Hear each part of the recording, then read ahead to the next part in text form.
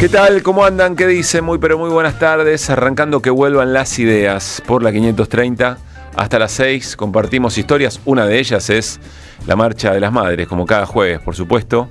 Desde aquel 30 de abril de 1977, los jueves marchan las madres y por la 530 compartimos, por supuesto, la palabra de Carmen Arias, de Demetrio Iramaín y de invitados e invitadas que siempre acompañan a las madres en ese encuentro con sus hijos y sus hijas, que de eso se trata.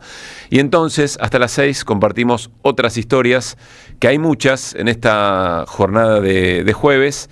Y arranco saludando a mi querido compañero y amigo Luis Pablo Giniger. ¿Qué haces, Luis Pablo? ¿Cómo te va? ¿Qué haces, Pablo? ¿Cómo andás? ¿Todo Hacía bien? mucho que no éramos vos y yo y vos. Bueno, cada tanto viste que vuelve a darse, Sí. por razones diversas. Por razones diversas. No son las mejores en el día de hoy. Así es. Pero bueno, siempre es un gusto. Bueno, lo positivo es que nuestro querido compañero Néstor Restivo se está recuperando de una mínima intervención quirúrgica, ya va a estar prontito con nosotros. Nos referimos más a Gaby, que hoy no pudo venir, y contamos esto porque es público, porque se difundió bastante. Gaby trabaja también en otra emisora, y en las puertas de esa emisora una persona, no conozco tanto el contexto ni al grito pero creo que con un palo de hockey fue rompiendo autos a diestra y siniestra, y el que más la ligó fue el de Gaby. Le rompió todas las ventanas, todas las ventanillas, parte de la chapa, y Gaby estaba, por supuesto, no solamente ocupándose de eso, sino muy... Bueno, ya la conocen a nuestra amiga y compañera, estaba emocionalmente muy, muy tocada por la violencia que implica toda la escena, Claro. más allá que ella no estaba ahí ni nada se le parezca, estaba en la radio laburando. Casi que peor, te diría, porque salís y te encontrás o alguien entra y dice, Sí. está ocurriendo esto, no, una desesperación, así que bueno, el abrazo enorme desde Así aquí es. para Gaby. Mañana estará con nosotros y le preguntaremos cómo va. El lunes, mañana no viene, pero tenés por razón. otros motivos, así El lunes, que sí. el lunes va a estar. Bueno, 17.7 la temperatura en Buenos Aires y alrededores, y estamos comenzando muy atravesados por el triple crimen que conmueve a la Argentina, de estas tres pibas, 2 de 20 años, una de 15. Ustedes conocen que vuelvan, saben que no nos metemos en un abordaje policial del asunto. Los detalles son estremecedores, es muy difícil leer la historia, ¿no? Pero sin embargo hay abordajes que nos parece que en que vuelvan entran muy bien, y tiene que ver con la caracterización que se está haciendo, la lectura que se hace en algunos sectores, y sobre todo la discusión sobre si es femicidio o no es femicidio, que es una discusión que también nos muestra la degradación a la que lleva en términos de convivencia, en términos de derechos, en términos de presencia del Estado, un gobierno de estas características, ¿no? Así es, ¿Qué está que quiere diciendo? dar marcha atrás y retroceder con tantos derechos, tantas conquistas de los últimos años. ¿Qué ¿no? están diciendo en que vuelvan las ideas? Que Milei asesinó a esta piba, no, de ningunísima manera, pero hay cosas que quedan por fuera de las crónicas policiales, que es lo que más abunda, y que nos parece que vuelvan es un lugar para conversarlas. 2, por ejemplo, el debate sobre el abordaje como un femicidio, y por otra parte, bueno, pibas que necesitan prostituirse y vender droga con 20 y 15 años, habla de una situación de vulnerabilidad. Estaba leyendo testimonios de los curas de los barrios donde se produjo el crimen, etcétera, etcétera, hablando de los riesgos del corrimiento del Estado y de la deslegitimación de las organizaciones sociales. Es decir, cuando se corre el Estado, cuando las organizaciones sociales son muy criticadas y frente a la misma comunidad se las estigmatiza por diversos motivos, avanza y pasan otras cosas, ¿no? Sí. Las redes de contención se debilitan. Sí, déjame decir, y es algo a lo que nuestros oyentes también están acostumbrados, Sí. La existencia misma de las redes sociales ya venía hablando del corrimiento del Estado, ¿no? Hay un Estado que se está retirando desde hace mucho tiempo, por supuesto, lo que pasa ahora es absolutamente inédito, y el Estado está virtualmente desapareciendo, no porque sea cuestión de magia. Hay un plan, como sistemático de parte del gobierno nacional para que el Estado no exista más. Pero ya las organizaciones sociales ocupaban un lugar que en otro momento ocupó el Estado, ¿no? Claro. Digo porque no va a sorprender a nadie un comentario como este, me refiero a quienes nos escuchan. Adelanto, vamos a charlar un ratito con Lucy Caballero, socióloga, integrante de Ni Una Menos, porque merece un abordaje mucho más allá de la generalidad con la que nosotros estamos conversando sobre el tema en este momento. Eso va a ser dentro de un rato.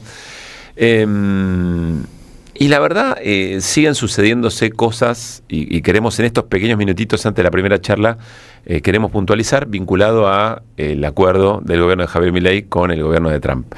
Voy a arrancar por acá porque lo vi recién. Es una crónica en el diario La Nación que me parece muy interesante, vista desde los Estados Unidos, ¿no? El título de la nota, que escribe Guillermo Iriart, que es corresponsal de La Nación de Estados Unidos, dice: ¿por qué rescatar a la Argentina? La cruzada de Trump por su amigo Milei abre grieta en Washington.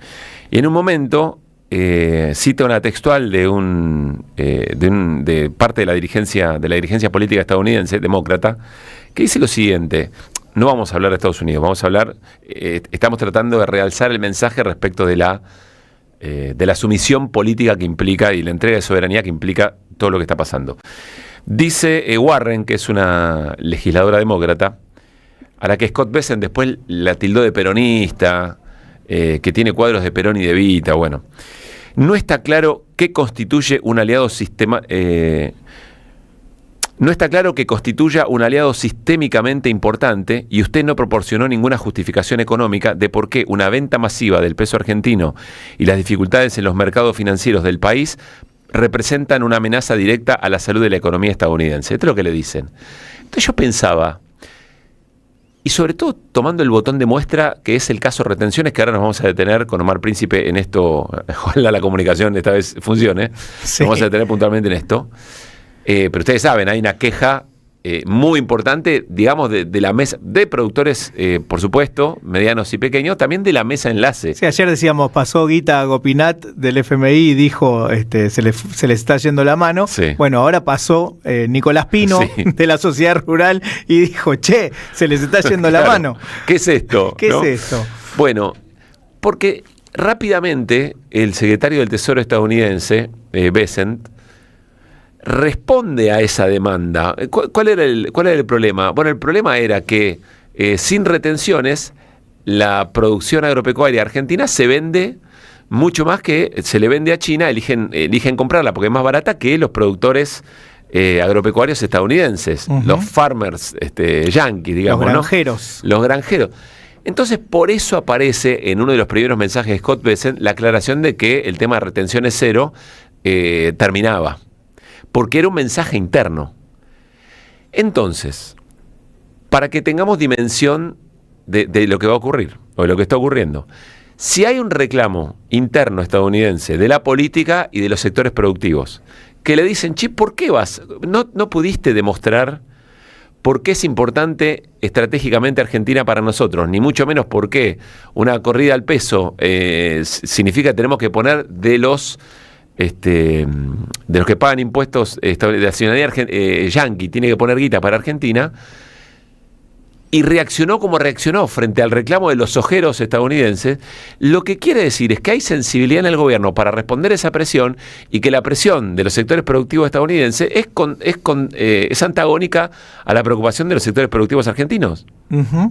Ese es el tamaño del problema en el que nos está metiendo Milei. Claro, es que en principio es un respaldo puramente ideológico. Es un respaldo ideológico. Necesita Donald Trump una cabeza de playa, estás poniendo cara, sí, una cabeza de playa en la región frente al resto de los gobiernos, llamémoslos progresistas, que nos rodean, por lo menos buena parte de ellos, otros en absoluto o no tanto, y ese es el respaldo, digamos, independientemente de algo que venimos charlando. Argentina compite en un montón de cuestiones productivas con los Estados Unidos de manera directa. Pero entonces, yo sé que vas a estar de acuerdo, no es solamente ideológico, es pragmático político. Es pragmático político. Porque pero es ideológico, Todo es ideológico. Necesita que un Estado servil... Es que lo que va a decir, se da vuelta y a los cuestionamientos internos, les va a decir en secreto, escuchame una cosa, están regalados estos pibes. Claro. Mirá las riquezas que tiene. ¿Cómo no? Tenemos que aprovechar esta oportunidad. Están de remate. Así que quédate tranquilo porque sí, va a ser funcional a nuestra pero lo que quiero seguridad decir, nacional. Eso desde ya. Pero lo que quiero decir además es similar a la represión en las movilizaciones de parte de Patricia Bullrich. Sí. Es sentar el ejemplo, digamos, ¿no? Es decir, bueno, nosotros necesitamos que este tipo de gobierno funcione, que obviamente que es para ser serviles, para entregar las riquezas, para destruirnos como nación, si querés incluso, y que sirva de ejemplo al resto de los países que viene eligiendo otro tipo de gobierno. A eso te digo sí, desde ya, pero también te digo porque es una inversión grande. Que en una breve medida de una semana, los sojeros estadounidenses le salieron al cuello. El secretario de Estado tuvo que responder en un mensaje donde todo fue muy general, pero sin embargo eso era específico, porque hay un cuidado, porque le va a hablar a esos sectores. Tiene que atender a todos esos sectores. Al granjero de Kentucky, no sé si le importa la batalla cultural y la Guerra Fría, no sé si le importa. Lo que le importa, yo quiero venderle a China, quiero vender lo nuestro, no quiero vender lo de los argentinos. Pero también, en el mismo sentido, amplío lo que estoy diciendo. No es excluyente. No, por supuesto, pero amplío lo que estoy diciendo. Alguien le puede contestar a ese granjero, quédate tranquilo que pronto Argentina no va a poder vender absolutamente nada y de hecho va a ser nuestra. Por eso te digo. Claro. Por eso te digo. Observen el detalle, o sea, solamente en ese metro cuadrado, que además, como ahora vamos a escuchar, las representaciones, o sea, volvieron a juntarse todos los sectores del agroproductivo. Me refiero al empresario productor, que puede ser un empresario muy importante y puede ser un pequeño, porque los que se la llevaron fueron otros. Se habla de una estafa, se habla de estafa.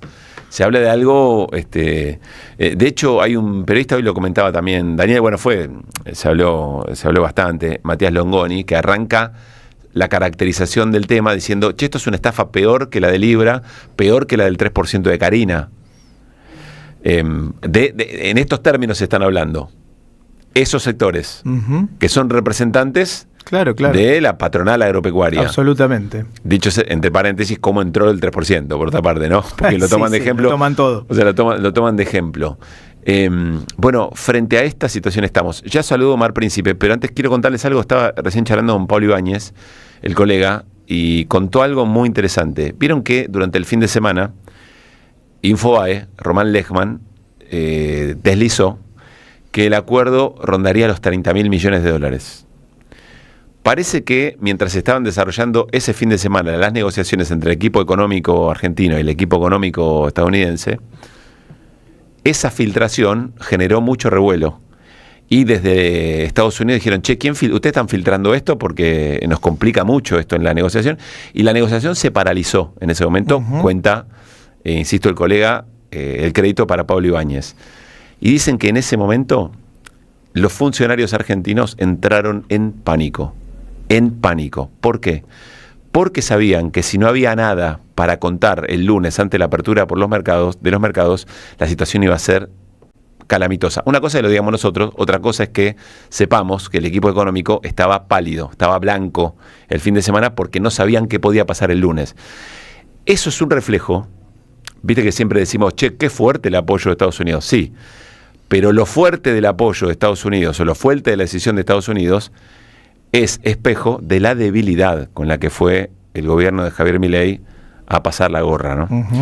Está Omar Príncipe en línea, dirigente agropecuario de bases federadas y además fue presidente de la Federación Agraria. Intento número 2 de conversación con Omar por otras razones. Omar, Pablo Caruso, Luis Pablo Giníger, en Que Vuelvan las Ideas, 530, saludamos. ¿Cómo estás? Hola, Pablo y Luis Pablo. Un gusto hablar con ustedes. Por fin creo que hoy vamos a poder hablar bien, ¿no? Te escuchamos muy bien. Bueno, bárbaro. Hiciste una publicación, o por lo menos compartiste con nosotros vía producción algo muy interesante. ¿Quiénes embolsaron los 1.500 millones de dólares con la retención cero? Y ahí aparecen nombres propios que voy a mencionar, porque lo importante de todo esto es ponerle nombre propio, el cascabel al gato. Bunge, LDC, COFCO, Molinos, Viterra, Cargill, AGD, CHS, AMAGI, ADM y ACA, la Asociación de Cooperativas Argentinas. A ver, a esta altura hice un repaso de medios de todo el país y todas las sociedades rurales locales están muy, pero muy defraudadas con el gobierno por esta situación, y pequeños y medianos productores, que era la charla que queríamos tener originalmente, uno imagina que también. ¿Cuál es tu mirada a esta hora de todo este tema, Omar? Qué bueno esto de a esta hora. Quiero aclarar, sí, Pablo y Luis Pablo, que mis declaraciones solo tienen vigencia por 48 horas, o si hay algún decreto de presidencia de la Argentina, se va, digamos, ahí se termina la vigencia de mis declaraciones, o también si hay algún comunicado de la Embajada de Estados Unidos o del responsable del Tesoro de Estados Unidos. Todas estas condiciones, digo porque en cualquier momento puede pasar algo, sí, y entonces dejan de tener vigencias mis declaraciones. Bien. Disculpen, pero digo, es tan bochornoso lo que pasa, que uno a veces un poquito de broma, ¿no? Pero sí, realmente es tan bochornoso. Pero Omar, hay una parte de broma y una parte que es en serio, porque ahora las decisiones sobre política económica argentina no sabemos si vienen por Bessent o por Caputo. Claro, bueno, hay tanto para decir, pero esto que vos decís realmente confirmó lo de ayer, de que salió el comunicado de Estados Unidos, ¿no? De la Secretaría del Tesoro directamente, después lo traduce la Embajada de Estados Unidos para que no haya ninguna duda, confirma de que Milei deja de ser presidente de la Argentina para ser un gerente del Tesoro de Estados Unidos. Más claro, digamos, echémosle agua, ¿no? Uh-huh. Pero lo que ha pasado y lo que han hecho, esta decisión que han tomado, yo decía, es bochornoso. Coincido con lo que plantea, lo escuchaba a ustedes, que el colega Matías Longoni, que sí, es un periodista reconocido en el sector agropecuario, digo, que todos reconocemos su trayectoria, valoramos sus opiniones, a veces uno está de acuerdo, a veces no, uh-huh, pero te plantea que esto dice, yo si fuese, no soy fiscal, pero bueno, tomaría el ojo de lo que pasó. Actuaría de oficio, si fuera fiscal actuaría de oficio. Es que Pablo... Explícanos por qué, como si no entendiéramos nada del tema. Porque lo que han hecho han autorizado, el decreto dice, autorizamos a 7.000 millones de dólares de declaraciones juradas. Lo que han hecho los exportadores, Pablo, es hacer declaraciones juradas sobre soja, trigo, maíz, girasol, para que la gente entienda, sobre los granos, algunos que lo tenían en tenencia y otros que no lo tienen en existencia. O sea, todavía no lo compraron. No lo compraron, lo van a comprar ahora a los productores que todavía algunos tengan soja, con retenciones otra vez al 26%. Hacen una diferencia. Ese material que les envié, que ustedes recién lo leían, esos 1.500, que creo que son un poquito más, después en definitiva, 1.700 millones de dólares, uh-huh, es la diferencia que hicieron los exportadores en 24 horas, en 48 horas, y es lo que deja de recaudar el gobierno nacional, que tanto se fija en el superávit fiscal, no tener déficit fiscal. El Estado perdió de recaudar 1.700 millones de dólares, que tampoco fueron a mano de los pequeños ni de los grandes productores, de ningún productor. Algún escaso productor que pudo vender una parte, pero en esta estamos hablando de cifras muy menores, uh-huh, ¿se entiende, Pablo? Sí. Pero estos 1.700 millones de dólares no fueron al interior del país a producir más trabajo, a producir desarrollo. Muchas veces se dice, quítennos las retenciones para que ese dinero que recibe el productor lo vuelva a invertir o reinvertir en el sector productivo. Eso, olvídense que no pasó, no va a pasar, porque quedó en manos de estos 10 o 11 grandes exportadores, que en realidad, si vos mirás las cifras, hay 4 que son COFCO, Cargill, Dreyfus, y Bunge, que son los que se llevaron la gran tajada de la torta, ¿cierto? Entonces, ahí es donde no se puede, uno no puede quedarse callado y decir, bueno, esto fue una maniobra para apropiarse de estos 1.700 millones de dólares, y también de la necesidad del gobierno, que sí, en 3 días estos exportadores tienen la obligación de poner estos 7.000 millones de dólares, que era lo que necesitaba el gobierno para aplacar el tema cambiario. Claro. ¿Qué tal, Omar? Luis Pablo te saluda. Quiero preguntarte, sobre todo pedirte para quienes no conocemos a fondo el circuito económico dentro de lo que es el campo, desde la producción hasta la venta de los granos, ¿por qué los pequeños productores, los pequeños y medianos productores no ven nada de todo esto? Sí, corregime si me equivoco, el pequeño productor le vende a los grandes acopiadores, a las multinacionales, que luego son los que exportan, ¿no es así? En ese caso, si el circuito es así, ¿por qué en este caso no ven nada los pequeños y los medianos? ¿Y qué debería haber ocurrido para que sí vieran? No te equivocás, Luis Pablo, un gusto hablar con vos también. No, te digo, nosotros, los pequeños y medianos productores, la gran mayoría trabaja con el movimiento cooperativo, con cooperativas, con un sector que está por afuera de los exportadores. Hay una sola cooperativa que ahí figura, digamos, que tiene un rol muy pequeño, una cooperativa de segundo grado, que saca, que tiene una participación mínima dentro del sector exportador. El resto de las cooperativas no tenemos, porque todos aquellos que somos asociados a una cooperativa y comercializamos con una cooperativa, somos dueños de la cooperativa, claro. ¿Cierto? Entonces, primero, de que no tenemos posibilidad de exportar, y segundo, de que ya lo vendimos, lo comercializamos.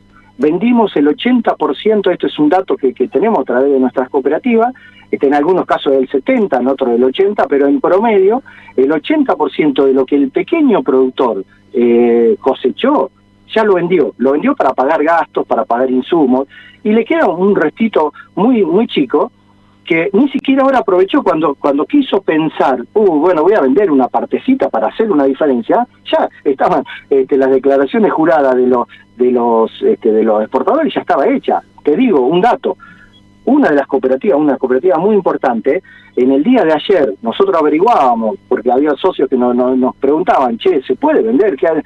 Nosotros preguntamos, nos asesoramos la cooperativa y ya no le recibían. Los agroexportadores no le recibían a las cooperativas pedidos, ¿se entiende? Queda clarísimo. Lo manejaban de forma totalmente discrecional. Entonces, los pequeños y medianos productores, olvídate, para la sociedad, para que sepan, la vieron pasar, no existió esta medida, para nada.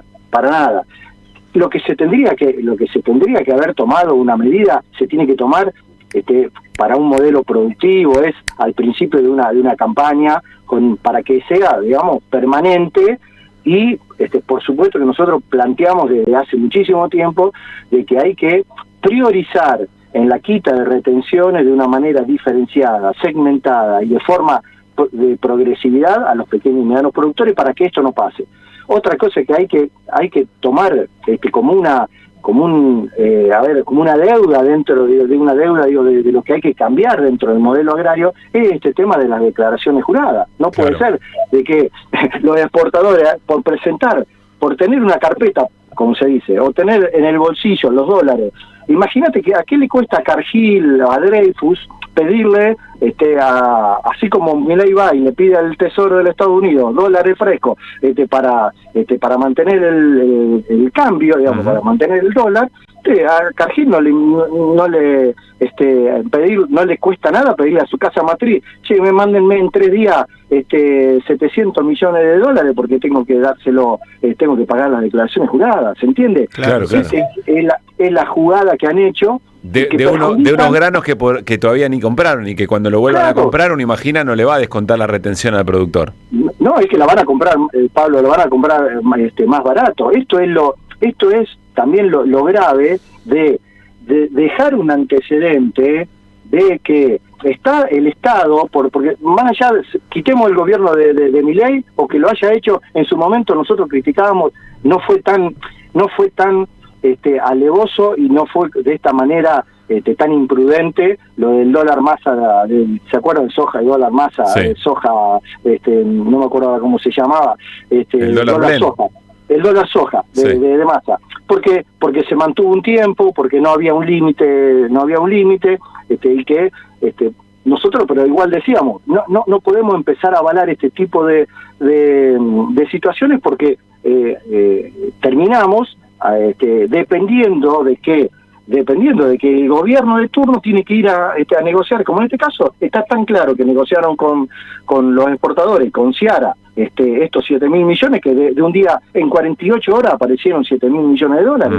Bueno, hay que ser ingenuos para no creer que fue un toma y daca en donde ganaban el gobierno porque recibía los 7.000 millones y los exportadores porque hicieron una diferencia de 1.500 millones de dólares. Bueno, hay quien dice, yo no tengo elementos para sostenerlo, pero hay un run, el famoso run, que dice que en realidad el proyecto se lo presentan las exportadoras al gobierno y le alcanzan la idea para tener dólares rápido y fresco. No digamos. sería nada raro. A ver, Omar, quiero compartir con vos la palabra de Nicolás Pino, el titular de la Sociedad Rural, el uno, te pido, Charlie, y bueno, después pedirte una respuesta a esto, dale.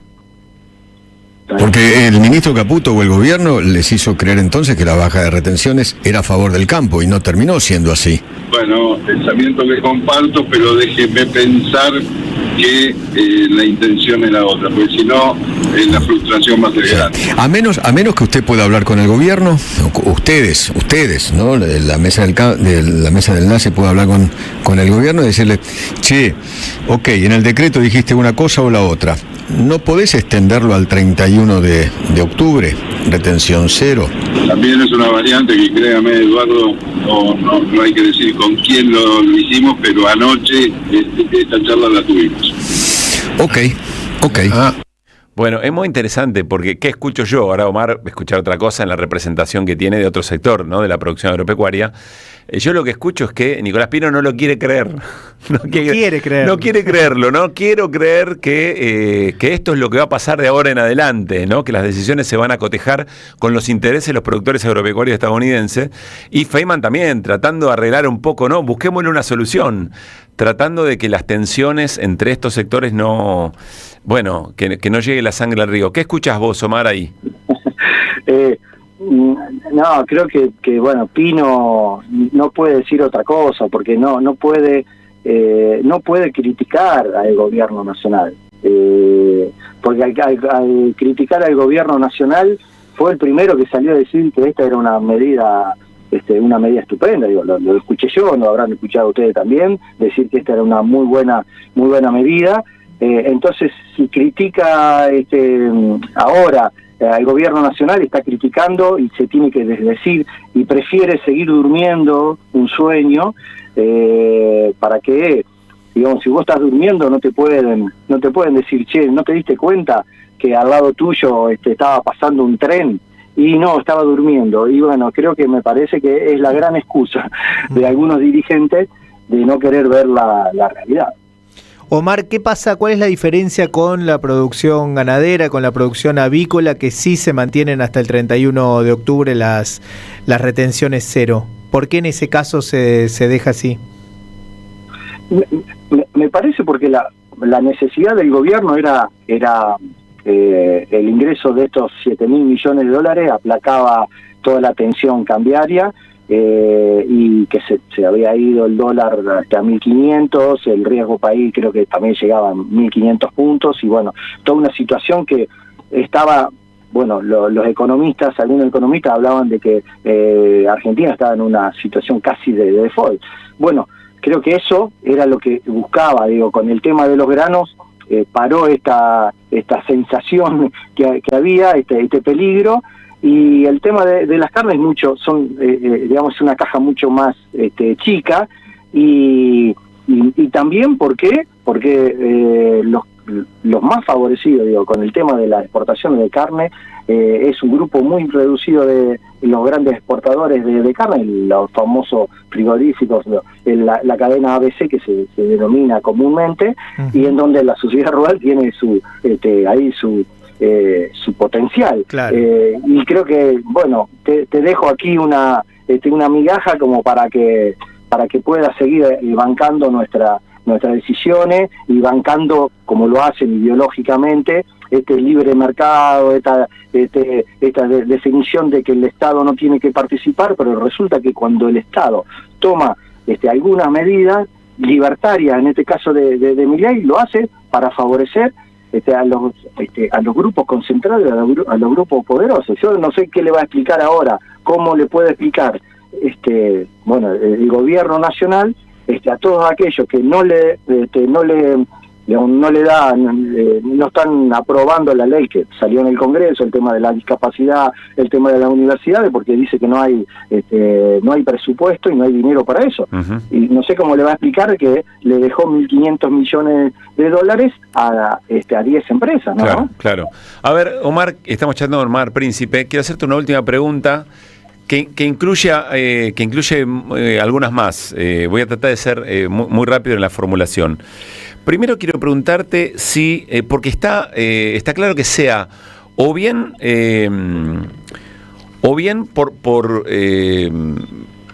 porque enojó a un montón de sectores, digamos, ¿no? O bien porque dejó de recaudar un gobierno que está tan preocupado por el equilibrio fiscal. Lo que muestra la medida es una desesperación total, venimos hablando de eso. ¿Crees que hay mala praxis, además? O sea, además del perfil ideológico de a qué sectores beneficiar, además de la desesperación, ¿crees que hay algo de mala praxis? Porque pienso en un gobierno, suele decirse, ¿no?, que en el gobierno son todos mesadineristas, que no hay macroeconomistas, que los macroeconomistas renunciaron al equipo económico del gobierno y suelen criticar por redes sociales. Y finalmente, cierro esta pregunta con varios pliegues. Si crees que esto es un botón de muestra sobre lo que va a pasar con los intereses productivos de la Argentina, pensando en los intereses productivos de los productores estadounidenses. Oh, qué pregunta realmente, Pablo. Mirá, para analizar este tema y para pensar que fuese esto una mala praxis, tendríamos que analizar que puede ser mala praxis si es una primera vez, ¿no? Digo, cuando uno hace algo y le erra, claro, le erraste, sí, uy, mirá, es la primera vez que iba a hacer esto y la verdad que lo voy a corregir. En este caso, Pablo, es como que se repite una operación, un modus operandi que ya lo hicimos, incluso con las mismas personas, o sea, Caputo, Sturzenegger, fueron parte del gobierno de Milei, de Macri, sí, y algunos incluso fueron también funcionarios de la Rúa, con el mismo camino, endeudamiento, ir o en el caso del Fondo Monetario, o ir en este caso al Tesoro. No, eso lo tengo claro. Lo que te preguntaba concretamente, sí, me refiero a medidas del sector, medidas por el sector. No creo. Yo no creo que sean mala praxis, sino que están comprometidos con un modelo, uh-huh, en donde, porque sí, es un modelo en donde lo que importa es eso, es ir hacia un modelo en donde se plantea la Argentina, ¿viste? La Argentina de la exportación, en donde tenemos que tener algunos aliados y donde tenemos que plantear esto, una Argentina de exportación que no importa el mercado interno. Yo creo que en eso está basado parte de la ideología y de la praxis que hacen, ¿no? Si a nosotros no nos importa. Vos fíjate que no hay ninguna alusión, ningún programa, ni hablar, ninguna de las políticas, ninguna de las decisiones que ha tomado el gobierno de Milei o Caputo fueron para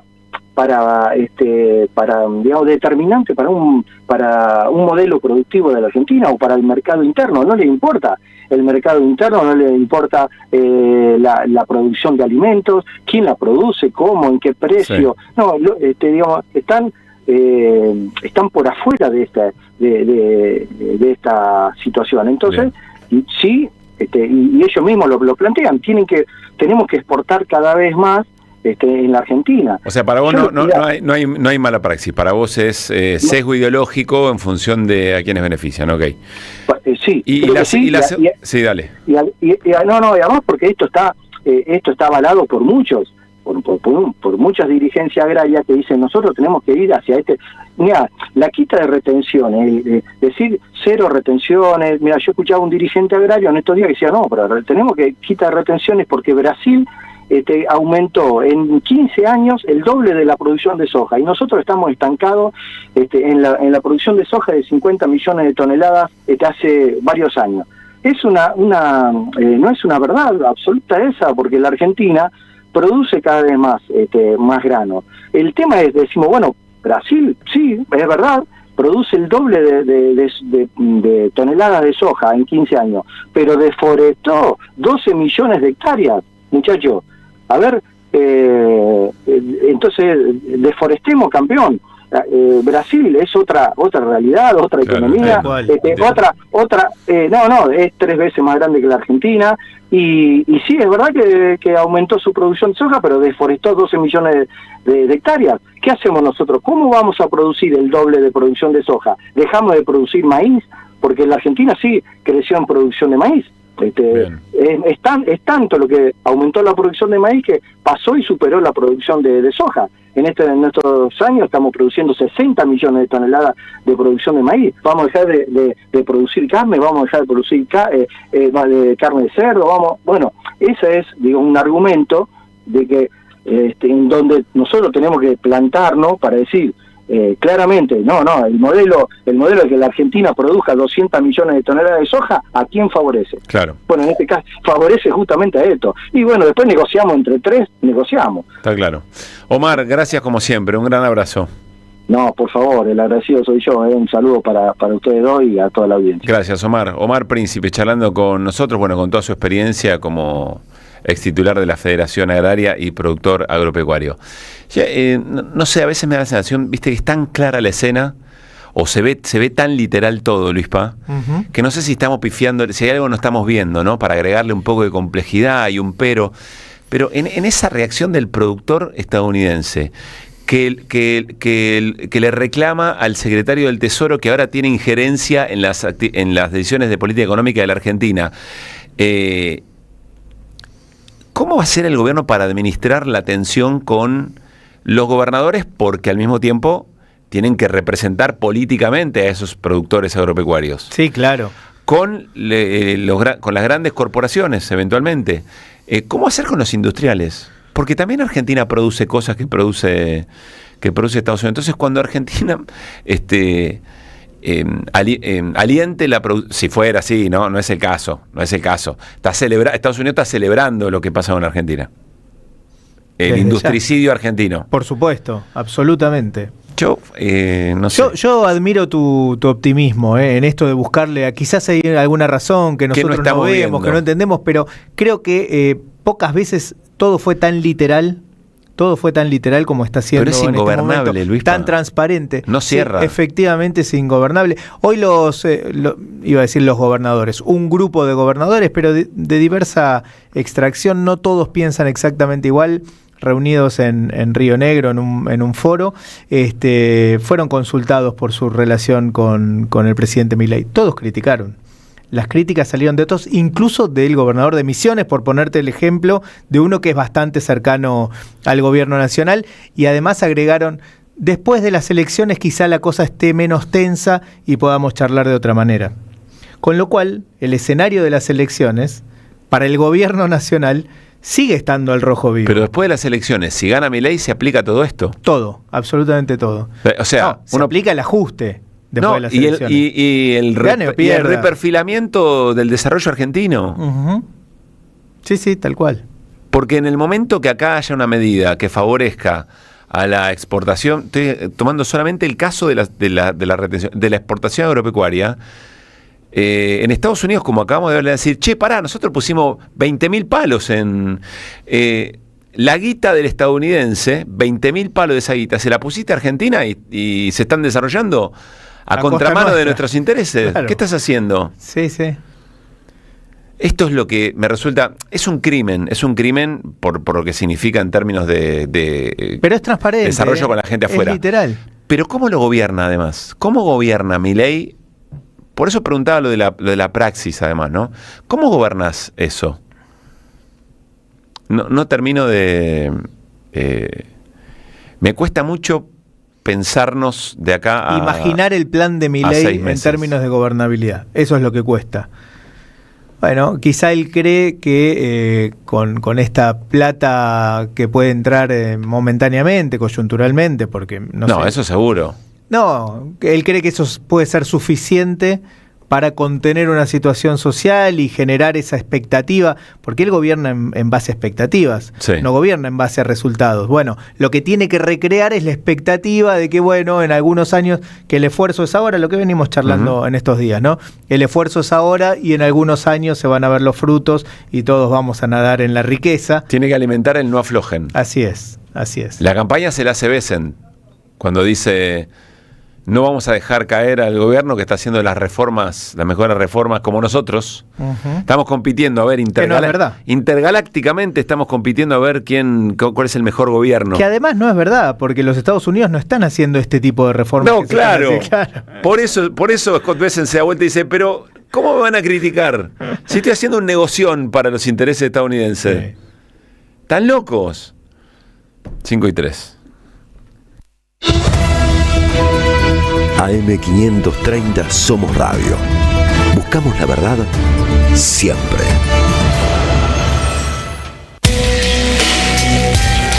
Saverio el Cruel, el clásico de Roberto Arlt, se presenta en su segunda temporada con dirección de Gabriela Villalonga. La crueldad, la violencia y la farsa en el seno de las clases dominantes, bajo la mirada ácida del autor, que cobra vigencia en estos tiempos de tecnocapitalismo brutal. Un material necesario para reflexionar, sin perder el humor, sobre quién es realmente el cruel en un presente individualista y precarizado. Saverio el Cruel, todos los domingos a las 17 en el mítico Teatro Payró, San Martín 766, Ciudad de Buenos Aires.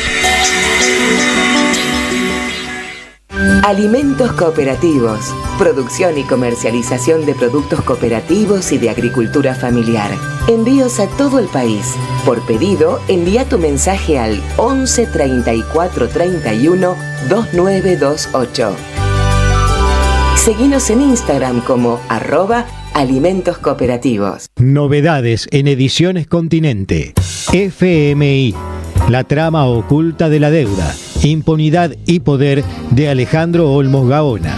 El acuerdo de Javier Milei expone una larga lista de sometimientos a las pretensiones del Fondo Monetario Internacional, del que existe un total desconocimiento sobre su estructura normativa. Un libro que pone en evidencia todo lo que no se sabe. Ediciones Continente. Editamos futuro con memoria. Ingresá a nuestro sitio www.edicontinente.com.ar o a nuestro Instagram @edicontinente. Súmate a la experiencia Pulqui Bar. Esta semana, FEDUBA te invita a la presentación de 2 libros imprescindibles para pensar Latinoamérica. Frantz Fanon, La violencia de la tierra de Eduardo Grüner. Lo presenta Darío Capelli junto al autor. María Lugones, Descolonización y Alegría, de Gabriela González Ortuño. Presentan Maísa Bascuas junto a la autora. Jueves 25 a las 19. el Pulqui Bar, punto de encuentro en el corazón de la ciudad de Buenos Aires. Entre Ríos 484. Las cooperativas construyen un mundo mejor. En 2025 venía a los talleres de Lecuni. Música, actuación, coro, tangos, cuentos, teatro, percusión y mucho más para compartir en familia. Acordate, en 2025 los talleres de Lecuni te están esperando. Informes e inscripción, informes.ecuni@gmail.com y seguinos en Facebook, Espacio Cultural Nuestros Hijos, y en Instagram, @ecuni.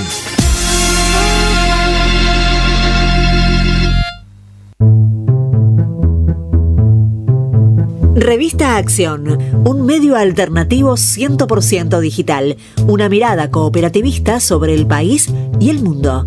Información, análisis y opinión. Porque otro mundo es posible, entra en Acción. En la web y en las redes sociales. www.accion.coop. Las voces se multiplican. Nuestra comunidad se agranda. Hola, mi nombre es Martín Sandoval, vivo en Tigre, en Buenos Aires. Increíble lo que mejoró la radio, antes no se podía escuchar casi. Lo escucho todos los días al programa, todo el día la radio prendida, pero había días que no se escuchaba y ahora increíble. Me puse tan contento hoy a la mañana cuando la prendí y se escuchaba tan bien. Gracias a la comunidad 530, renovamos nuestra planta transmisora. Más potencia, más llegada. AM530 Somos Radio. A todo el país.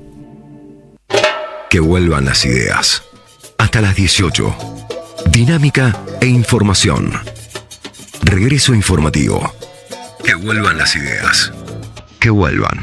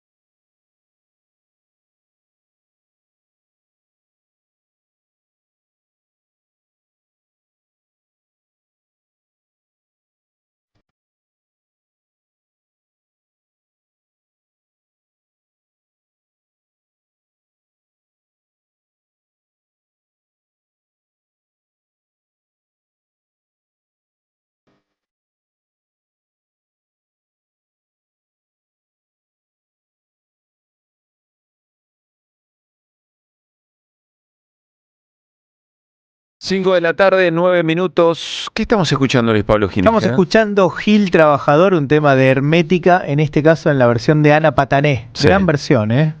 Creo que Gaby supo traer esas versiones de Ana Patané. Sí. O Ana Patané versionando, digamos. La ¿no? recomienda mucho. Sí, muy bien. Bueno. Otro abrazo a Gaby. Sí, le mandamos otro abrazo a Gaby. Y recién le escribí, le dije que todo el equipo le mandaba un abrazo grande. Muy bien. Recién se despierta. Después de todo el asunto, ¿no? De la noche, atención, ¿no? Claro. De toda la atención. Bueno, quiero contarles que Los Engranajes es una obra de teatro que retrata con ironía y humor la sociedad actual, visibiliza la problemática que aparece cuando los proyectos individuales se ponen por sobre los colectivos. Muy actual, ¿no? Muy de este tiempo. Todos los sábados, 8 de la noche, en el Teatro Anfitrión, esto es Venezuela 3340, Ciudad Autónoma de Buenos Aires, se puede ver la obra Los Engranajes de Natán Kuznir, funciones sábados a las 8, está bien, sábados a las 8 de la noche. Bien. En el Teatro Anfitrión, Venezuela 3340, la entrada 18.000 pesos, estudiantes y jubilados 15.000, se reserva por alternativa teatral. Entradas populares, che, la verdad que como están los precios... Sí, hace bastante que no voy al teatro, lo cual no me hace sentir para nada orgulloso. Son los tiempos que uno tiene y los horarios de laburo. Después me está costando mucho sábado, domingo armar plan. Te soy franco, llego liquidado, pero me encantaría empezar a volver. Lo que hace mucho más tiempo que no hago es ir a teatro comercial. No sé cuánto está una entrada de teatro comercial. Está salada. ¿Sí? Está salada y arriba de los 30.000 pesos. Sí. Bueno. Hablando de teatro, hablando de prestación teatral. ¡Epa!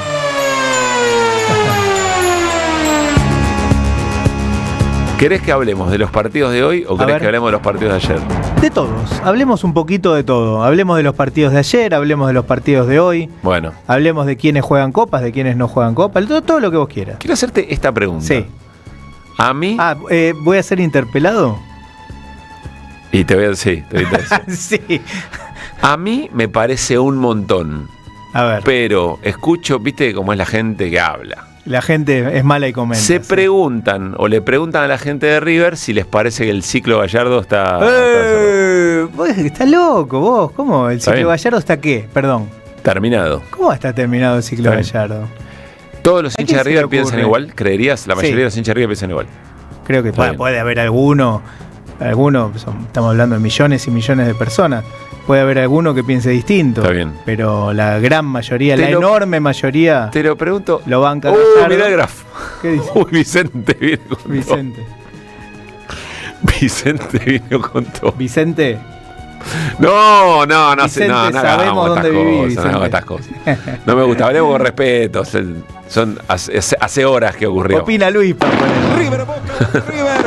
Bueno, pregunto porque escuché mucha crítica a ver, sobre la gestión, no tanto de los futbolistas, o sea, cada vez estás más parecido a Feynman, que dice, ¿por qué? La gente comenta que, ¿te acordás dijo? Verón con Feynman? José Pablo.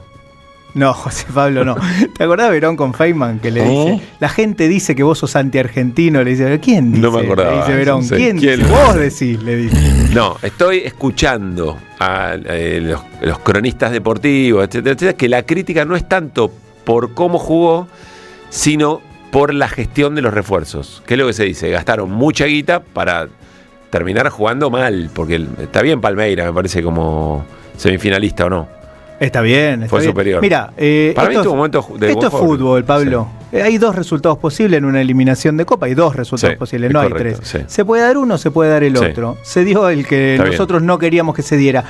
River jugó aceptablemente bien 2 tiempos de distintos partidos. Aceptablemente bien. Palmeiras jugó mejor, es justo semifinalista, me parece a mí. ¿Vos estás conforme con la gestión incorporaciones de River? No.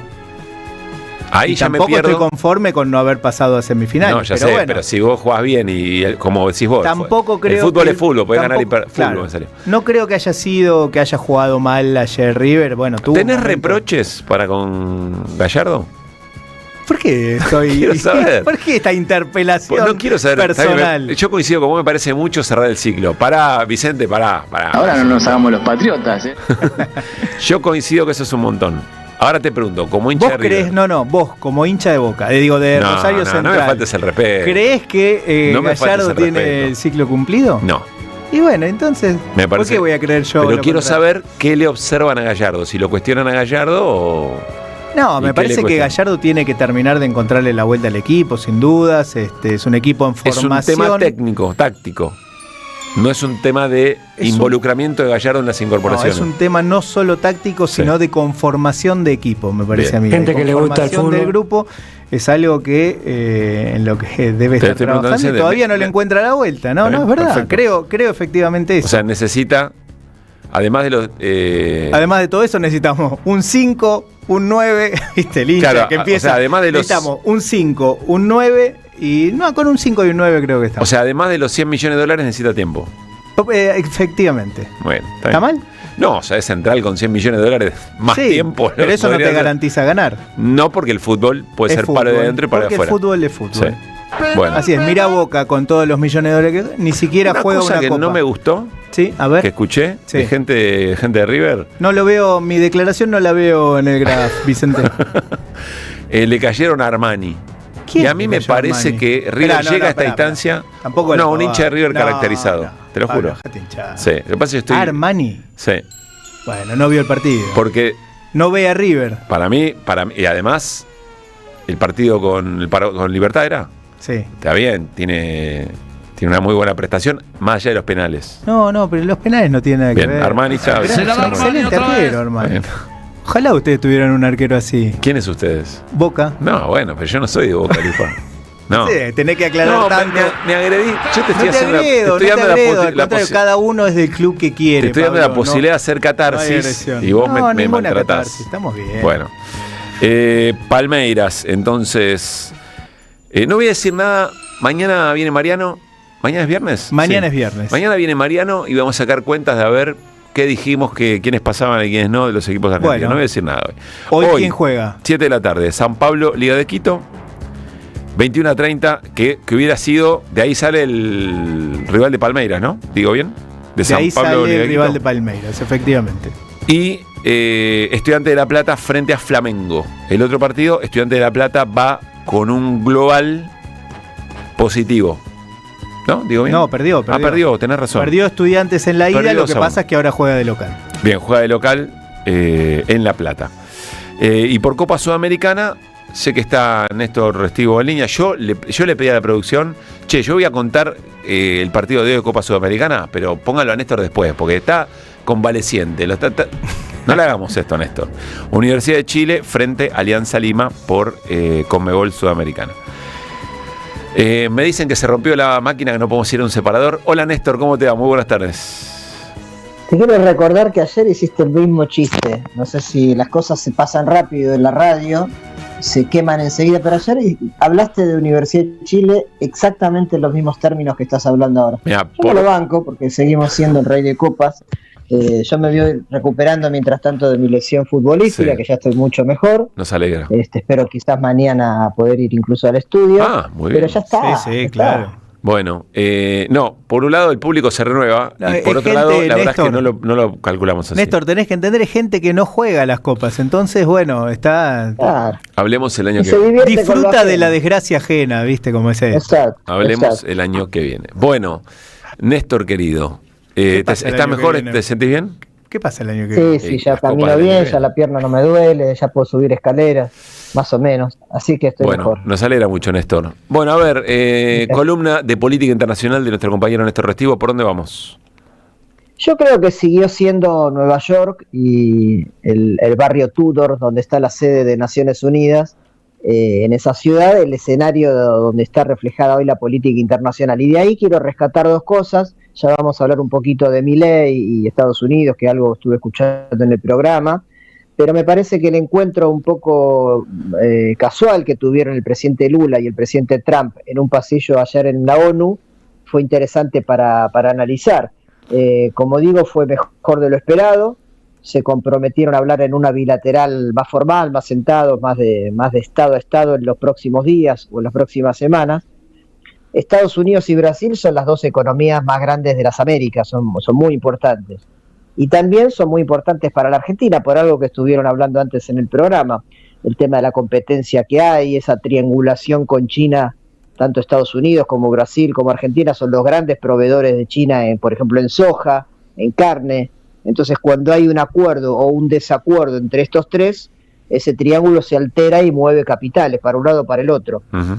Por eso toda esta cuestión de las retenciones y demás y la competencia que tiene Argentina con Estados Unidos es importante, que sale de la relación bilateral entre Brasil y Estados Unidos.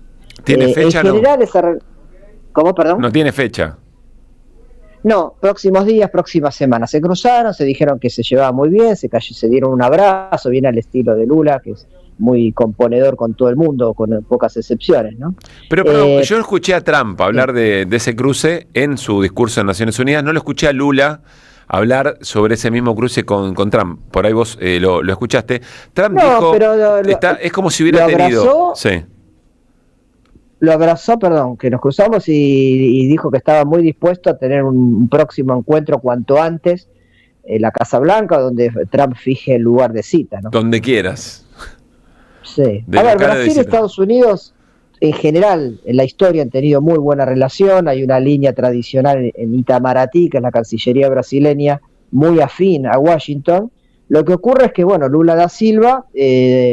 leyendo bien el mundo actual, dio un giro hacia los BRICS, hacia la relación con China, ha tenido mucha firmeza contra Estados Unidos, más aún después de ese inusual, digamos, despropósito total que hizo Trump de castigar a Brasil con una suba de aranceles, ya no por un tema comercial en sí, sino porque que además de por sí eso afecta a Brasil, porque le subió tarifas al café, al mineral de hierro, al acero, al agro, etc. Pero Néstor, perdón que te interrumpa, yo entiendo lo de la diplomacia, etcétera, etcétera, pero la amabilidad innata de Lula, pero no se me ocurre agresión, o sea, una agresión más fuerte que ponerte aranceles por una decisión del Poder Judicial de tu país. Exacto. Lo siguiente es ir a las armas, no sé qué más grave que eso.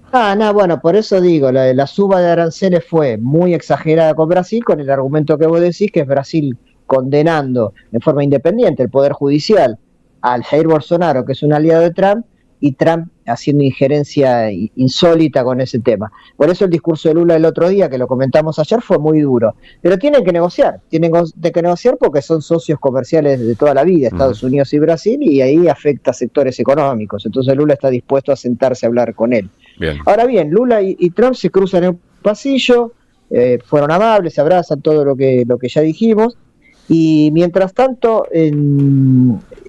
una diferencia importante que se puede marcar es que Brasil necesita menos de Estados Unidos que Argentina, por ejemplo. Brasil tiene en sus reservas monetarias 350.000 millones de dólares. O sea, por empezar, no necesita ningún salvataje, nada de nada, y se sienta con soberanía para negociar el comercio entre, como digo, las dos mayores economías del continente ¿También americano. son competitivas o son más complementarias que la relación Argentina-Estados Unidos? No, son competitivas, pero han tenido mejor línea histórica.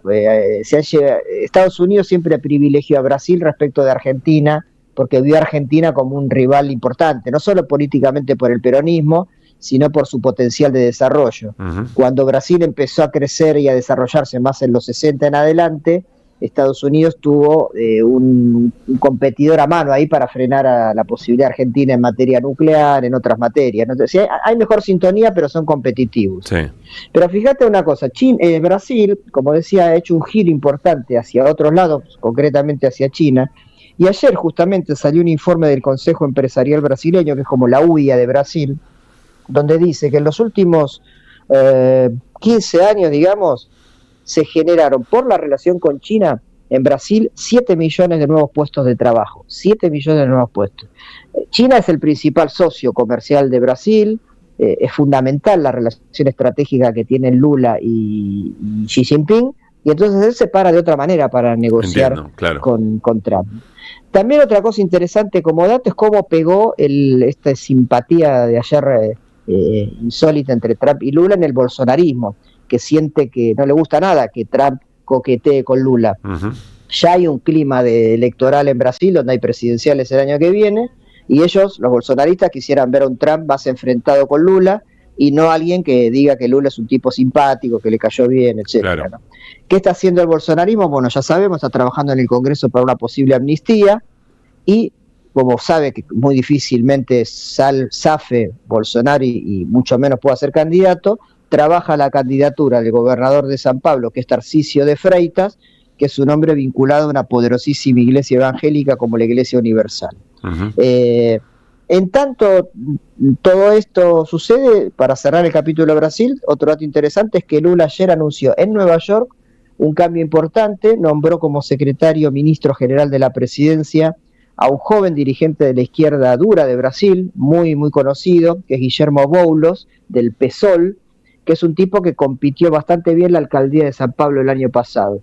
Es decir, Lula sigue siendo un gran equilibrista, un tremendo cuadro político que lee todo el mundo y lee también la cuestión interna, sabiendo que el año que viene se enfrenta a una parada difícil con la derecha brasileña y tratando de recomponer con Estados Unidos lo que pueda, manteniendo su presencia en los BRICS, siendo muy firme en la ONU con temas globales, y también atendiendo el frente interno, ¿no?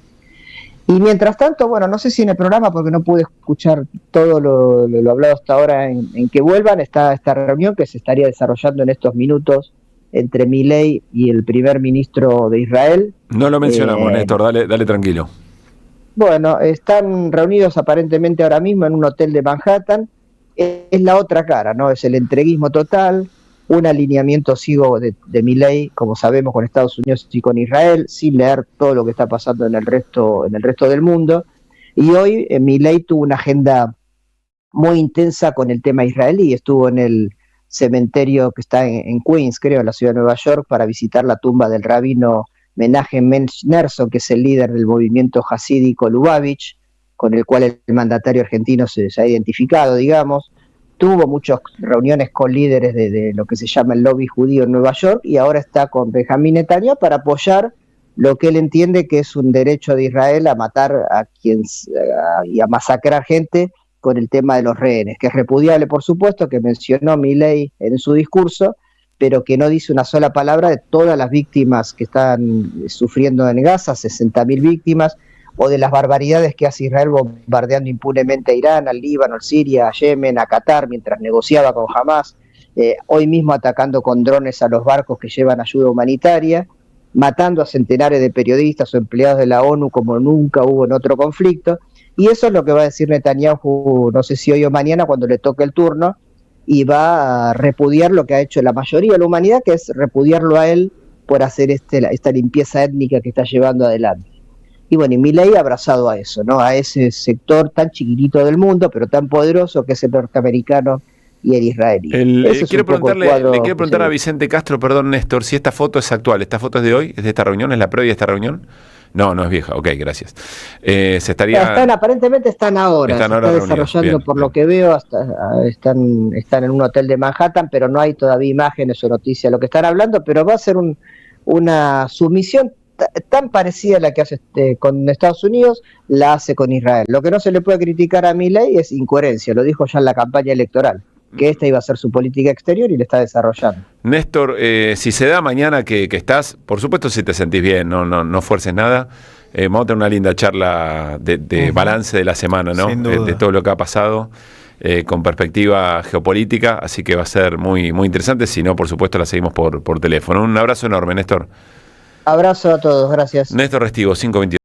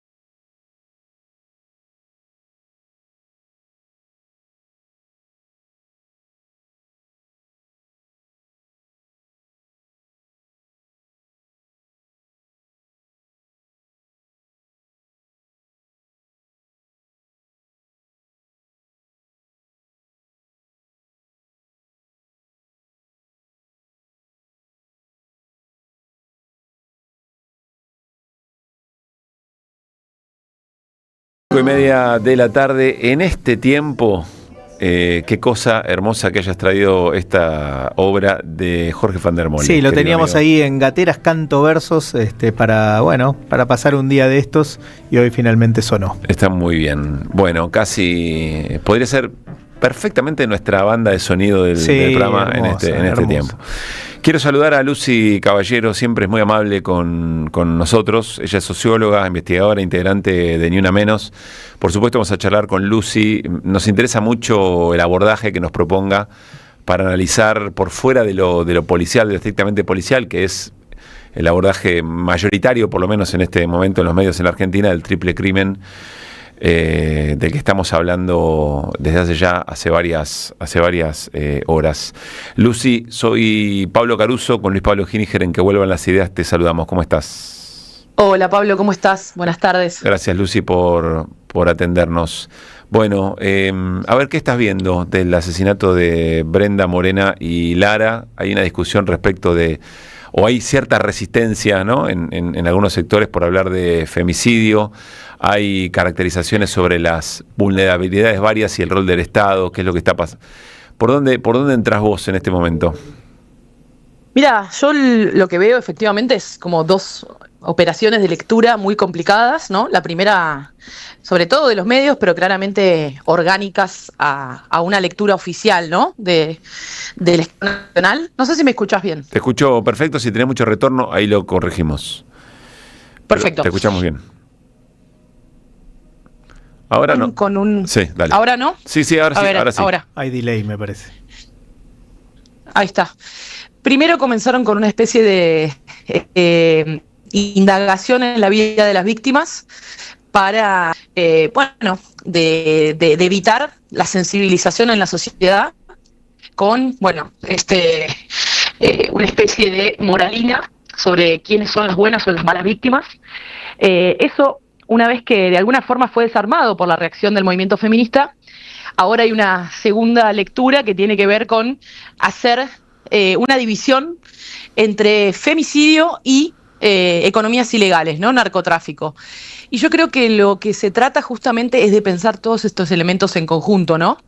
Hoy la escuchaba a la ministra de Seguridad decir que era narcotráfico, que no era un crimen de género, y lo que estamos viendo en toda la región, no solo en Argentina, que hace muchos años se viene trabajando, que los femicidios son una forma en las economías ilegales de mandar un mensaje de crueldad, ¿no? Y que se produce un particular ensañamiento en el cuerpo de las mujeres, por ser mujeres, justamente. Y entonces me parece que hay que mirar todos los elementos en conjunto. Yo creo que esto es triple femicidio, es un síntoma de descomposición social.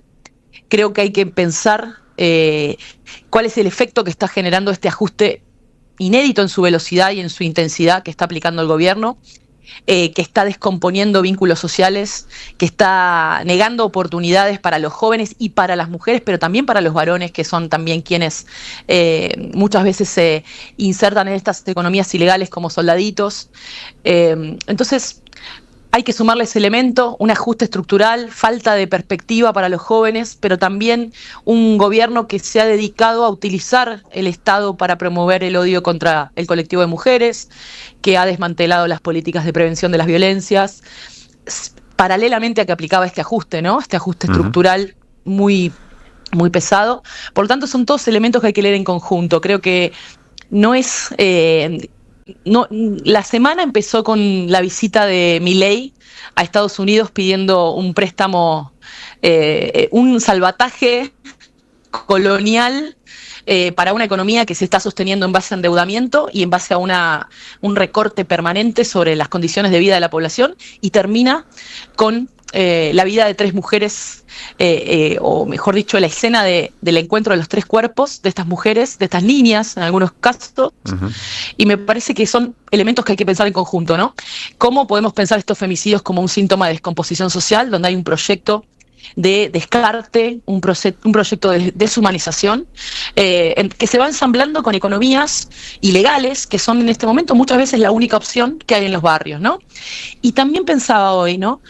Al contrario de hacer este recorte y querer de alguna manera reducir los femicidios a la historia o a la narración policial, más bien lo que hay que hacer es el ejercicio contrario, ¿no? Por ejemplo, pensar cómo esto también es posible y cómo se está agudizando a partir de una economía desregulada, una economía que es absolutamente permisiva y es un paraíso para los capitales ilegales, para entrar y sacar dinero ilegal, para que se movilice el capital ilegal en Argentina con una economía que está absolutamente desregulada.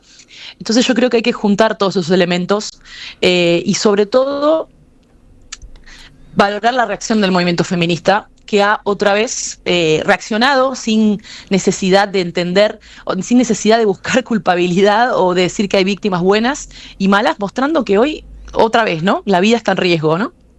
Muy interesante esto, pues todo, pero me quedo con esto, que no lo había pensado de esa manera. El movimiento feminista reacciona rápidamente, dando el ejemplo sobre cuál debería ser la reacción, sin ponerse sin necesitar otros elementos en el marco de la de lo que se pueda llegar a investigar en términos policiales, digamos. Tomo lo que decís, Lucy, estamos echando con Lucy Caballero, socióloga, investigadora, integrante de Ni Una Menos, y me quedo con la necesidad de integrar cada uno de estos abordajes y estas miradas.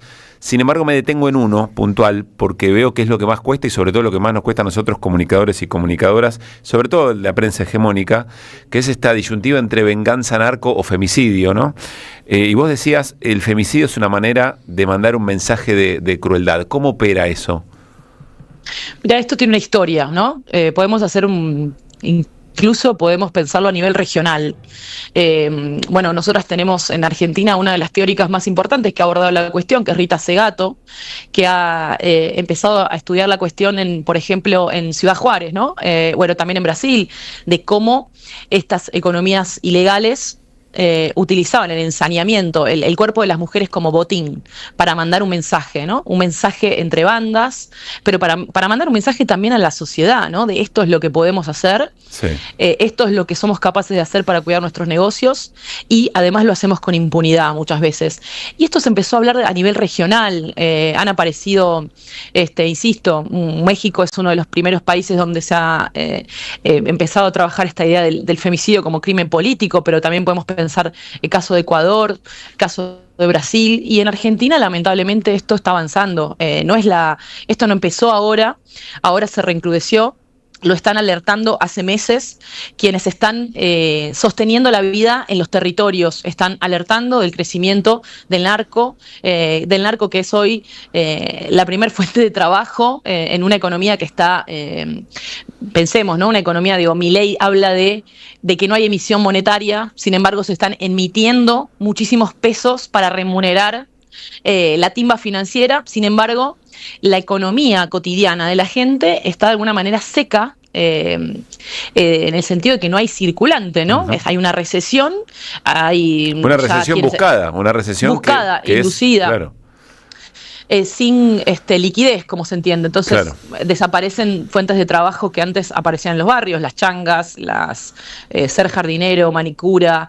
No hay opciones, hoy no hay opciones. Entonces, ahí es donde empieza a crecer estas economías ilegales que tienen una liquidez y que empiezan a ser empleadoras, pero también empiezan a financiar los comedores.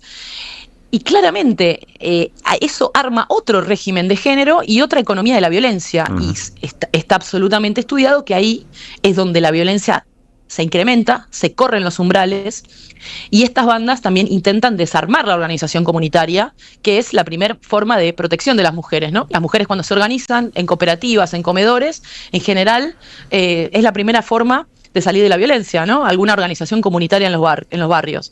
Bueno, esto es lo que primero se fue perseguido y se intentó desarticular desde el propio gobierno, que no solamente tuvo un proyecto de desarticulación del Estado en su garante de servicios públicos, sino que también el proyecto fue descomponer lazos comunitarios. Por uh-huh. eso el ensañamiento con los comedores. Y ahí van creciendo, va dejando vía libre a este tipo de economías, ¿no?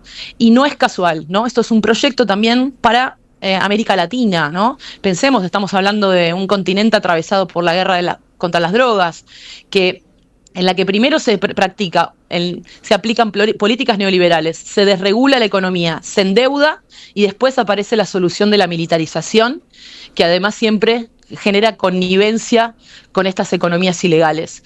Entonces yo creo que lo que debería pasar es que estemos discutiendo esto y no la vida de las chicas. Claro. Es lamentable. Realmente hay un retroceso muy grande, no nos parece casual. Creemos que tiene que ver también con la forma en que los medios se concentraron y se hicieron cada vez más orgánicos a un discurso oficial, uh-huh. que además tiene como objetivo la proliferación de discursos misóginos, de discursos de odio. Bueno, recién escuchaba las declaraciones de Feynman y me parece muy sintomática este intento de separar el femicidio del narcotráfico, porque evidentemente muestra el nivel de politicidad que tiene entender qué significa que se practique esa violencia contra determinados cuerpos y qué mensaje se le está dando a la sociedad. Es increíble cómo fuerza la situación la propia ministra y claramente con con un apego ideológico muy, muy caracterizado, digamos, si no habría razón para entenderlo, o no se lo puede entender de otra manera. Y estaba revisando, además, Lucy, desde el CELS, que hizo hincapié en esto que vos estás contando sobre la presencia del Estado y sobre todo la construcción comunitaria, hasta los obispos de la diócesis de Quilmes, Carlos Ticera y Eduardo Redondo, una nota muy interesante de Washington Uranga en página. O sea, en esa amplitud de sectores hacen mención o le dan relieve a lo que vos estás diciendo, lo que significa en términos de protección la organización comunitaria y sobre todo, bueno, cuando el Estado se retira. Quiero hacerte una última pregunta, Lucy, dos en realidad. No pretendo que suene maniqueo ni nada que se le parezca, pero ¿cuántas herramientas más teníamos como sociedad y desde el Estado antes de la llegada de Milei y de alguna manera cierto triunfo en la batalla cultural respecto de este tema, y ahora? ¿O no está bien hecha la pregunta? Vos decime si le pifio. A ver, creo que se contesta en varias dimensiones. Por un lado, tenemos una dimensión muy evidente que es, teníamos un Estado que no practicaba, nosotras hablamos de antifeminismo de Estado, ¿no? Utilizar los más altos cargos del gobierno para promover el odio contra una población. Esto lo vemos en políticas concretas. Una de las primeras medidas de Milei fue eliminar el Ministerio de Mujeres, pero también desmantelar 13 programas de prevención y abordaje de las violencias, hacer lobby en todos los eventos internacionales de organismos internacionales, llevar la posición de Argentina para que la violencia de género se deje de tomar como una problemática pública. Se ha prohibido la palabra género en documentos oficiales, se ha desfinanciado la educación sexual integral o se la ha transformado en educación conservadora, y así te podría enumerar muchísimas cuestiones que tienen un efecto importante porque habilitan una violencia, claro, ¿no? La promueven y la habilitan, y tiene un efecto tiene un efecto político muy importante esto en las ultraderechas a nivel mundial, que tiene que ver con habilitar una violencia cercana para procesos, para personas que están en situaciones de precarización muy grandes y que de alguna u otra manera reponen un poder perdido a partir del ejercicio de la violencia contra sus mujeres, sus novias, sus compañeras de trabajo, incluso entre propios varones, ¿no? Se promueve el odio, ¿no? El odio como forma de encapsular el conflicto al interior de los perjudicados por estas políticas. Uh-huh. Después tenemos el otro tema que es el principal y es que si bien el crecimiento de los índices de pobreza no empezó con este gobierno, de hecho el gobierno de Frente de Todos termina con un 200% de inflación y con la pobreza subiendo. Uh-huh. Sin embargo, había todavía muchas herramientas que le daban cierta liquidez en los barrios y otras posibilidades precarias, con pluriempleo, pero todavía había algunas opciones disponibles frente al crecimiento de las economías ilegales. Uh-huh. Y después el otro es el efecto que está teniendo la desregulación, ¿no? La señal desde el Estado de que el capital, incluso ilegal, se puede mover libremente en territorio argentino. Claro. Al Capone es un héroe, ¿no? Exacto, exactamente. Lucy, ¿cuál es la convocatoria? Esta es la última. ¿Cuál es la convocatoria para el sábado? Sábado a las 27, sábado 27, desde las 16 horas, de Plaza de Mayo a Congreso. Los invitamos a todos y a todas. Siempre insisto cuando hablamos, porque realmente destaco mucho tu profesionalidad y tu amorosidad para tratar estos temas.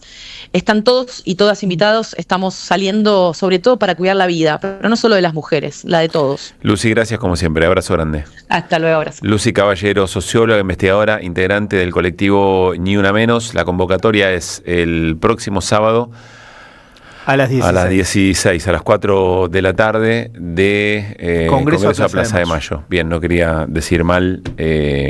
Siempre es interesante escucharla a Lucy en esa complejidad de abordaje, pero al mismo tiempo muy clara. 5:45. AM530 Somos Radio. Buscamos la verdad siempre. Vuelve Deviniendo Tato, un homenaje teatral a Eduardo Tato Pavlovsky en su faceta como psicodramatista. Dirigido por Gabriela Villalonga, el actor Maxi Sarramone compone a 7 pacientes y al mismo Tato Pavlovsky en una vertiginosa terapia grupal. Sábados a las 21 en Tadrón Teatro, Niceto Vega y Armenia, Palermo. Entradas por Alternativa Teatral. Seguí a la Cámara de Diputados de la Provincia de Buenos Aires a través de sus redes sociales y entérate de todas las actividades legislativas en Instagram y Facebook como @diputadosBA y en Twitter como HCDiputadosBA. ¡Wow! ¿Cómo dices cuenta DNI? ¡Wow! ¿Que ahora tienes plazo fijo? ¡Wow! ¿Y que tienes una tasa especial? ¡Wow! Y eso hace que tu dinero crezca. ¡Wow! Y crezca. ¡Wow! Y crezca. ¡Wow! Para, ese último wow no entendí. ¡Wow! ¡Ah! ¡Que crece! Cuenta DNI. Tu plazo fijo de Banco Provincia es realmente wow. ¡Wow!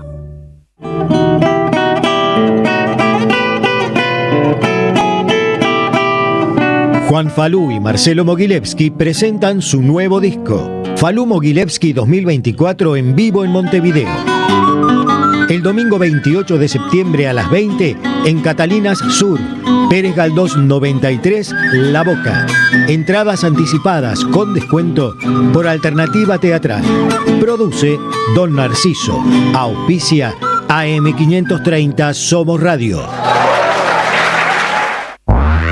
La marca líder en Argentina de filtros de aceite, aire y combustible para tu auto se llama Prix. Prix, rendimiento superior. Somos los engranajes de una máquina infernal. Somos las marionetas de este proyecto global. Los engranajes, personajes atrapados en el laberinto de una gran empresa luchando por escalar posiciones. Una mirada crítica desde la ironía y el humor. Todos los sábados a las 20 en el Teatro Anfitrión, Venezuela 3340. Los engranajes de Nathan Kuznir. Entradas por Alternativa Teatral. En 2025 venía a los talleres de Lecuni. Música, actuación, coro, tangos, cuentos, teatro, percusión y mucho más para compartir en familia. Acordate, en 2025 los talleres de Lecuni te están esperando. Informes e inscripción, informes.ecuni@gmail.com y seguinos en Facebook, Espacio Cultural Nuestros Hijos, y en Instagram, @ecuni. ¿Sabías que estás increíblemente cerca de una de las catedrales más importantes del mundo? ¿De un teatro a la altura de la Scala de Milano? ¿De un museo de ciencias naturales tan impactante como el Smithsonian de Washington? ¿De un parque infantil que inspiró al mismísimo Walt Disney?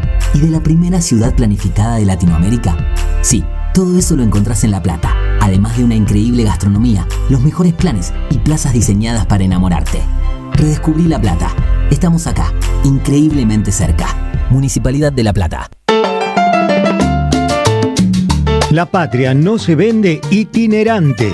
Con Carlos Polimeni, un espectáculo de radio, historia, política, poesía y música en vivo.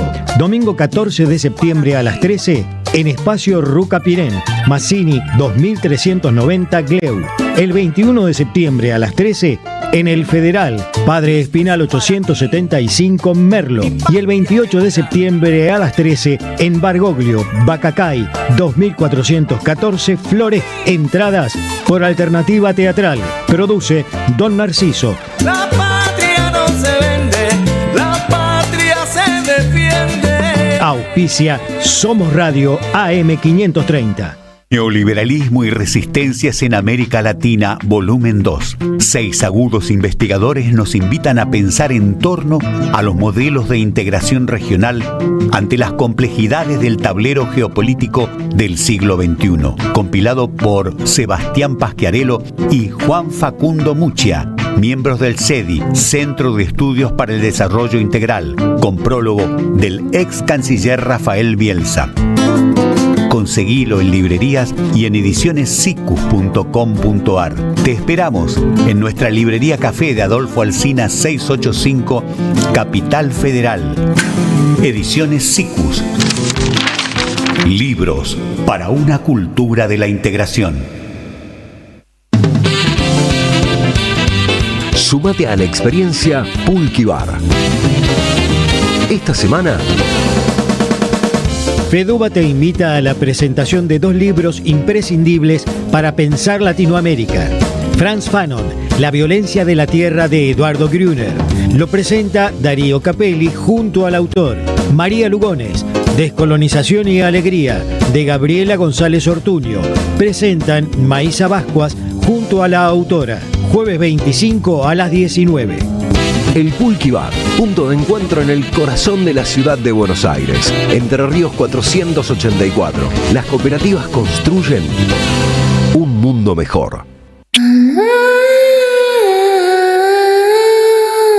El grito y el silencio en su cuarto mes. Selva Palomino y una historia poco conocida de Julio Argentino Roca. Una obra donde la memoria no se apaga y las voces no se callan. Con Gabriela Villalonga y Luciana Procaccini. Dirige Fabi Maneiro. Viernes a las 20:30 en Andamio 90. Paraná 660. Entradas por alternativa teatral. ICBC. El futuro nos inspira. AM530 Somos Radio. Buscamos la verdad siempre. Que vuelvan las ideas. Hasta las 18. Volver con actualidad. Regreso informativo. Que vuelvan las ideas. 5 de la tarde, 52 minutos y un cachito menos, 50. No, 51, muy bien.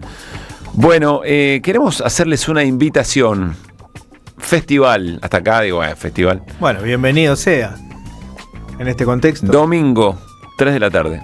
Sí, ya festival, vale. Además, veo algo que dice birra, chori listo. Y música, feriante, yo sé, es como... Yendo. Esto es en San Andrés, partido de San Martín. Más precisiones, Bolivia, 3076, 3076, después lo vamos a recordar. ¿Sabes cuál es la invitación? ¿Cuál es? Es un Cucapalooza. ¡Epa! Está Agustín Lecher para charlar, es uno de los organizadores. Agustín, ¿cómo te va? Pablo Caruso y Luis Paginiger, saludamos en Que Vuelvan las Ideas. ¿Cómo va todo? ¿Cómo andás, Pablo? ¿Cómo andás, Luis? ¿Todo bien? ¿Todo tranquilo? Todo muy bien. ¿Qué es esto de Cucapalooza en San Martín el domingo a las 3 de la tarde? Bueno, en realidad es una propuesta que surge. Nosotros estamos acá en el Ateneo Néstor Kirchner, acá en San Martín, sí, casi en el centro de San Martín, en el corazón de San Martín. En realidad en el barrio en el que estamos justo ganó Milei, es el único barrio en el que ganó Milei en todo San Martín. Espectacular, justo. Militamos muchísimo. Sí. No, así que la verdad que la propuesta del Cucapalooza en realidad surge en el marco de varios festivales Cristina Libre que se vienen haciendo en varios distritos, Avellaneda, Quilmes, bueno, toda la tercera sección electoral, la primera sección electoral en Ituzaingó, en varios lugares. Nosotros queríamos hacer algo distinto y medio que dijimos, bueno, podemos hacer una combinación de todo lo cuca mezclado con un poco de Lollapalooza, dijimos, bueno, Cucapalooza. Está muy bien. Hola, Cristina. ¿De qué va? ¿Qué es lo que va? Yo dije birra, chori, música, feriantes, pero... ¿Con qué nos vamos a encontrar? Claro. No, va a haber, en realidad, va a estar Teresa Parodi, que va a cantar alrededor de las 5:30, 6 de la tarde. Después vamos a cerrar con una charla con Carlos Zanini. Ajá. Y en el medio va a haber bastantes feriantes, como más de 50, 60 feriantes locales y de todos los lugares de la provincia de Buenos Aires. Varias bandas también locales.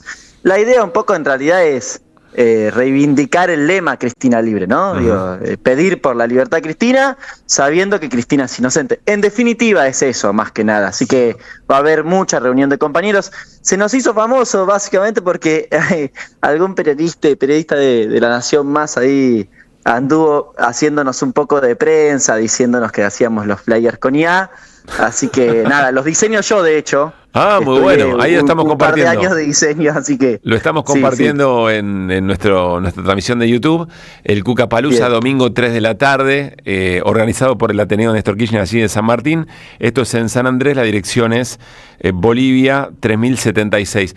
Te quiero hacer esta pregunta, porque estamos en tiempos en los que... A mí me da la sensación que quizá en algún punto o en algún sector, incluso de la propia militancia kirchnerista, ha entrado la idea de, bueno, hay que lavarse un poco. ¿Cómo nos vamos a referenciar en lo cuca? Hay que mostrarse un poco más agradable para otros sectores. De alguna manera, como dejar de o renunciar a cierta identidad para tratar de generar mayor amplitud en la llegada de la idea. Y a mí, por eso me encanta que asuma que es el Cucapalooza. Pero no sé si ustedes reflexionan sobre esto o es cosa mía nomás. Mira, yo tengo dos cosas para decir con eso. Sí. Lo primero, yo soy un pibe que nació en el año 97. O sea, soy hijo del menemismo. Bien. Viví la crisis del 2001 con dos padres de 20 años. Por lo cual, para mí, Cristina es el eje de representación de un proyecto político, pero además la convocatoria a ser parte de ese proyecto político. Yo iba a los actos en el Patio de las Palmeras, bien, cuando la Casa Rosada era un lugar para todos los pibes y pibas que existían en la Argentina. Entonces, Cristina es mucho más que meramente la conductora de un proyecto político y sencillamente eso. Y además, creo que ya yendo a la segunda reflexión, me parece que ya han intentado hacer esto, me parece que incluso compañeros de nuestro espacio político, los peronchos, los peronistas, ya han intentado algunos decir, bueno, lavémonos la cara, tratemos de los modos, ¿no? La discusión de, bueno, no sé si Cristina es piantavoto o no Cristina es piantavoto, bueno, qué sé yo. Me parece que ya se saldó esa discusión. Varias veces se tuvo esa discusión, creo que Cristina la saldó en 2017, la saldó en 2019 construyendo la unidad y la saldó corriéndose cuando se tuvo que correr. A mí me parece que Cristina no es la candidata natural y en definitiva la única que puede conducir al peronismo a otra vez a un triunfo de nuevo, ¿no? Me parece que volver además, a discutir estas cosas creo que ya no tiene demasiado sentido. Relegar identidad política para tratar de construir algo simulando que sos algo que no sos, me parece la peor derrota habida y por haber. Comparto en lo absoluto. De hecho, la idea de ser cuca, justamente creo que es la síntesis. Mirá, el periodista de La Nación no podía entender cómo nosotros nos autopercibíamos cuca. Claro. Eso me parece que fue esencial, porque ese es el debate. Exacto. O sea, si no tienen nada para decirnos, lo único que tienen para decirnos es, che, cuca, cucaracha, no sé qué. Bueno, sí, qué sé yo. Yo creo que en la Argentina que viene, en la Argentina que hay otros debates. Parece que hay otros debates que son interesantes, que rondan más sobre las ideas más que sobre las personas, y que no se están dando. Y me parece que en realidad decirnos cucas es tratar de bajarnos un poco el precio. Entonces, sí, seamos cucas libres, digo, no me parece un problema para nada. Muy bien. Bueno, Agustín, Cucapalooza, el domingo a las 3 de la tarde en Bolivia 3076, esto es en San Andrés, partido de San Martín, organizado por el Ateneo Néstor Kirchner, pero seguramente rebalsará de gente de distintos espacios que se identifica efectivamente en el Cucapalooza, con Teresa Parodi, con Zanini en charla, con feriantes, con birra y con chori. Exactamente, Agus, Pablo. Gracias por este rato. No hay por qué, Pablito. Un abrazo a vos y a Luis. Gracias. Abrazo grande. Bueno, Agustín Lecher, muy Lecher, además. Sí, ¿no? Absolutamente. Bueno. Sí. Bueno, nos estamos despidiendo, querido amigo. Bueno, nos quedó mencionar el dato de pobreza que lo dio a conocer hace un rato el INDEC, 31,6% para el primer semestre de este año. Es un poco más bajo que, es un mejor indicador, baja un poco la cifra en relación al semestre anterior. No, mucho mejor dato. 38,1 era, pero sobre todo al primer semestre del año pasado, claro, que era del 52,9% en la interanual. Es la verdad que es un cambio significativo. No sé qué decirte, creer o reventar. No, es parte de la discusión respecto de los indicadores. Así es. Que está abierta, que está instalada. Hoy no tuvimos tiempo de abordar eso, mañana podríamos hacerlo, pero seguramente habrá mucho dando vuelta por allí para meterse en el asunto, ¿no? Si efectivamente sacaste la pobreza a 12 millones de personas, difícil perder una elección como la perdiste en la provincia de Buenos Aires. No, y además se notaría, déjame decirte eso, se notaría.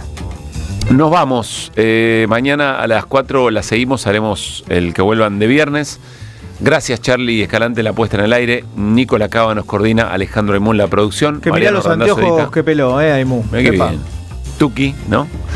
Y Vicente Castro. El socalero, la patria socalera. En la operación de video. Otra vez, abrazo para nuestra querida compañera y amiga Gaby Radiche. Mañana la abrazamos. El próximo lunes. Y bueno, si vuelve Néstor mañana, mira qué alegrón que vamos a tener, ¿no? Sí. No te apures, no lo apures, Néstor, tranquilo, no le exijas. Y no es necesario que traigas nada. No traiga nada, vení así como, no traigas nada, quédate tranquilo. Nos vemos mañana, chao.